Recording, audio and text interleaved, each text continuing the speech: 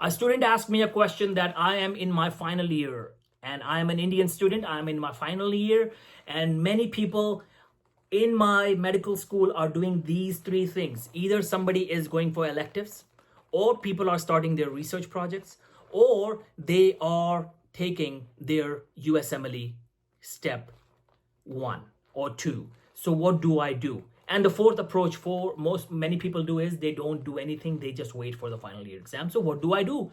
Now, this is a very tricky question for me because that's your life, your decision. What can you do? It's up to you. But I can tell you one thing. Everyone is different.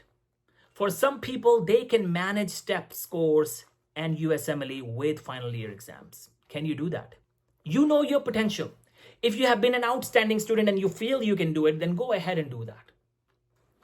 If you feel that no, it will affect my final year exams, then don't do it. Now, can you manage some other activity with studies like research? Then go ahead and do that.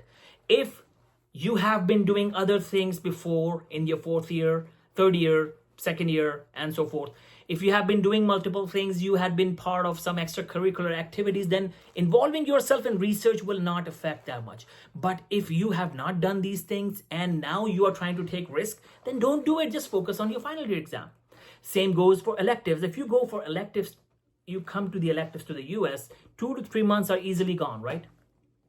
So can you tolerate or can you take this kind of stress? You will be 3 months or 2 months behind rest of the class or rest of the university. Do you want to do that? Can you handle it? Are you the topmost student who can catch up?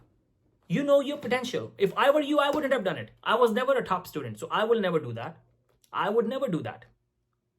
I would not take that risk. I will wait for my graduation to complete. I would be the fourth one who would completely focus on my final year exams, and I will complete it and have it done. That's me. So you should not compete yourself with others. Compete yourself with your own self. Don't see what others are doing. If your friend is doing USMLE right now, you know your potential.